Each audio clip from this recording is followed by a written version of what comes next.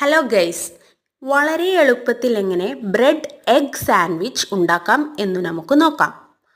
ആദ്യം egg fry ചെയ്തെടുക്കുകയാണ് ഞാൻ ആദ്യം ചെയ്യുന്നത്. വെജിറ്റബിൾസ് കട്ട് ചെയ്തു വയ്ക്കുന്നു. ബ്രെഡ് എടുത്തു അതിലേക്ക് carrot, cucumber, tomato, onion, cabbage എന്നിവയെല്ലാം അരിഞ്ഞത് ചേർത്ത് എഗ്ഗ് പീസാക്കി